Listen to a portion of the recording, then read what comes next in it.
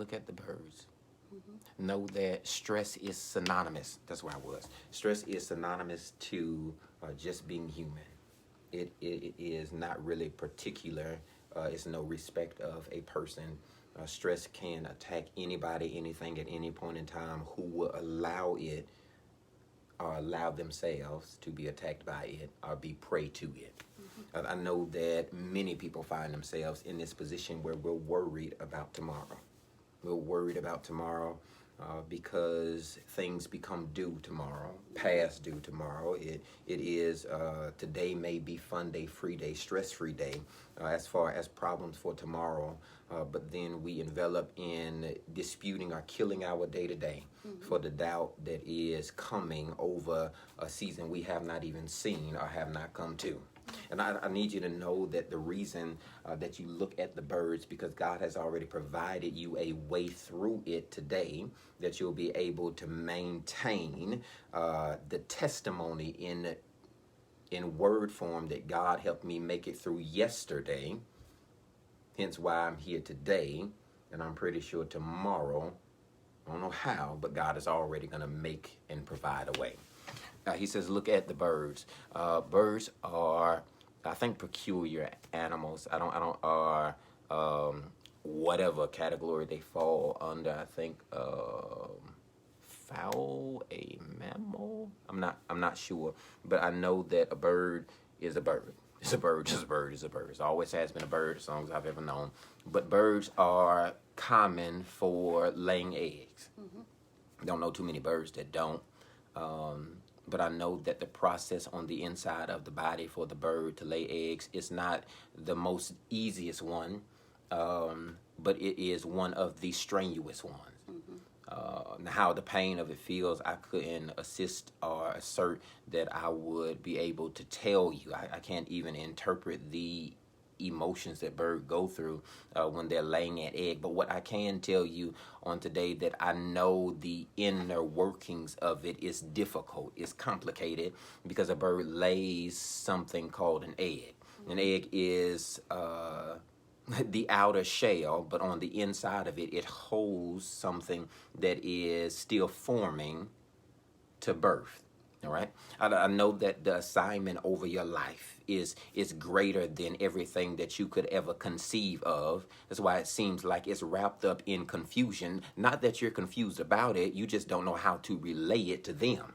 It's not that it is complicated to understand. I just don't know how to form in words to relay it to somebody else what I'm called to do. But you know that the calling and the assignment is on you. It says that notice the birds. The birds are in form of a shell. But then when she lays it, she has to lay it without cracking it. Yeah. Do you hear me? When you are embodied with everything that is greater of you to do, it is going to come in a form of laying it but trying not to break it. What am I talking about? You cannot share your dream with everybody and let them just handle you, because there are some people who that's connected to you that don't want to see you grow but see you be broken. And so they'll use you, they'll abuse you, they'll lie to you, that they'll try and be deceitful around you because they want to mishandle the egg. The egg is the birthing of it, but it is the fulfillment of the dream making its entrance into this realm. You have to take it from idea form to the manifestation of it. You hear me? When you go from I'm not thinking about it anymore, now I can see it, to I'm drawing the plans for it, then the problem goes from now I know folk don't like me, just not in idea form, but now they have the chance to hate in person form. It is interpretable that you can define, decide, that you can understand everything that you're called to do is always going to challenge you. All right? It's going to challenge you to a place where, God, I know I laid it. Yeah. I laid the foundation for it. I drew out the plans of it, but I'm not getting the support to it. It says that know that the egg has to sit there. It has to sit there and then incubate. It has to work on the inside. And though it seems like there's no progress happening on the outside, It's not for everybody to see. A lot of the assignments, the dreams, the vision God has placed on your mind is not for people to see it right now. It's the working on the inside. So when you're going through the transformation, you're going through the conversion, when you're going through the idea stage of just drawing it out, some people don't need to share in it because they are not meant to see it right now. Now, just because they don't see it, they may doubt it, but know that there's still progress going on the inside, in the background, where everybody's not else around, but they can see. On the outside, you seem stagnant, but on the inside, I'm growing. And this speaks to folk of faith to know that everything you're called to do is always going to be happening first in the foreground.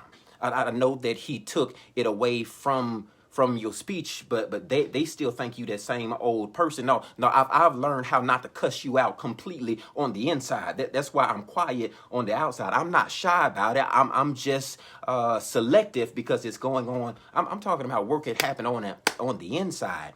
It says know that it's going on under the shell, and then comes, I think, the most hardest part here is that the egg, the bird, the egg has the task of eating its environment around it, but not being prey to it, where the egg can either drown under the weight of the food of what is around it. The white of the egg is what I'm talking about. You have to be careful about allowing your surroundings to drown you. You can't be drowned in doubt, drowned in fear, drowned in everything that is allowing you to come here, stay here, be here. That you have to maintain your composure. Close that door. You have to maintain your composure in I am thriving in what they said I died to. I am surviving where they said I could not come through. They may have given up on you, but believe this, that God has not ordained you, formed you, molded you, called you to come here and die under the weight of what is supposed to feed you. He says that this is what I need you to know. Consider the birds. Consider them. Look at them. If you need an example today on why not be worried about tomorrow, consider the birds. He says, I've been feeding you not to just get you fat, but to get you strong. I know the beak is the strongest part of a bird, but it has to be trained in the dark so that it can break its way through to the light. Now, the mother of the bird cannot break the shell. She can't do it. She's not allowed to. She has to stand there and wait for the egg on the inside to become the chick that breaks through the shell. You have to grow them, mature them, perform in their mind in the background so that they're strong enough to crack through the shell. That your kids cannot just get trained at school. Education starts at home. You can't just send them to church for faith, but then come home and that we fall asleep under the weight of I don't want to read, I don't want to study, I don't want to end my day, start my day in prayer. That devotion happens here first, because I am developing them in the background so they can break through to what is common ground. Know that it happens behind scenes, and then the egg begins to break. And on the outside, it looks like it's falling apart. And I need somebody to know today, I know it feels like it's falling apart. But God had to break it apart so that you could see what was next in line for you. Is that if everything at some point in time seems comfortable and God breaks it, yeah, I'm not talking to nobody today. You have to know. You have to know that when it seems like it's shaky, it's cracked, that it don't make no sense. I know God has something about to come through. It's about to come through. I don't know what is spoken over your life, but can I say when it's about to fall apart, it's that something is about to come through. He is breaking the ground, that he's about to perform it. It's about to birth it. You are not falling prey to it, but have matured in it that you can break through. He says, I'm breaking you through so that when you get on top of it, you're not subject to go back to it, that you can learn from this is where I've been broken at. No, that don't apply to nobody. Okay, all right. Know that everything that tried to break you you'll stand on it. You standing on where they said you wouldn't find a man because you got 3-4 kids. You standing on that word to show them that God can do anything. You standing on where they said you wouldn't get the school the degree, that you were way past here, way too old in it, that it would never happen for you. You standing on them, on their doubts, on their words to say that God can still perform through anything. I know it looks shattered. I know it looks like it was breaking. I know it seems like things were not going to come together, but God says, I need you to stand on everything that I've called you to be big enough to do. Says you broke through that. You're going to break through this. And know that the word is not just for you, but it's for the kids. It's for my mama. It's for my daddy. It's for my friends. It's for everybody who can connect to, I'm not in this by myself. That we all in here striving together, trying to learn how to fly together. The birds of the feather. You have to be connected to people that want to see you grow bigger than staying in a comfortable nest. And comfort only lasts for a while because God placed inside of the bird's mind that she has to make the nest uncomfortable from the start. But then she pads it with leaves and cotton, with stuff that is earth but is soft. That while they're growing, while they're trying to mature, while they're trying to develop and find out what they need to do from here, so that they're not displaced because it's uncomfortable. But when they grow to oversize, when they get to the point where it's not enough room for them and the mama too, guess what happens? She then starts to remove everything that was comfortable, making it uncomfortable. And they have the choice to decide, to discern, to be able to decipher, do I stay here uncomfortable or do I stretch out and fly? And when that day comes, this is my last point and I'm done. It is when that day comes, they are confused, but they're confirmed that we got to step out and leave from here. That this has been my preparation of why I've been through all of that just to come here. You got to know God has been preparing you.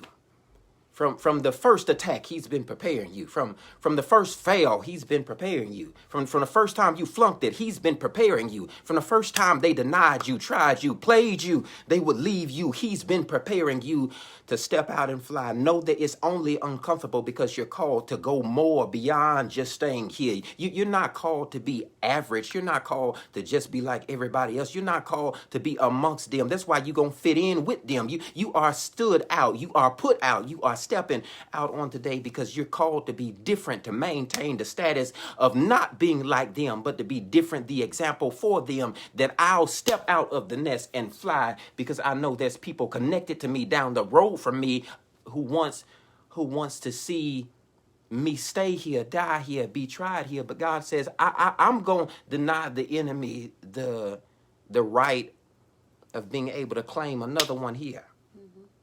That you will fly. Prove it, preacher. It says that the bird, the mama, good God, is not in eye view, but she can see them. So that when they jump out of the nest and try and fly, if by chance the training didn't work, if by chance they didn't get the last test, if by chance there was some way for them to be confused about what they were supposed to do, if one of them got too close to the ground and it was airplane going down, it says that she will be able to swoop in and save them. I know that sometimes you have to take a leap, but know that you don't jump to only land on your feet, but at every place that your feet would tread, to know that God's word, that his divine favor, that the omnipresent, the sovereign, that Jehovah Jireh is always going to provide a soft landing.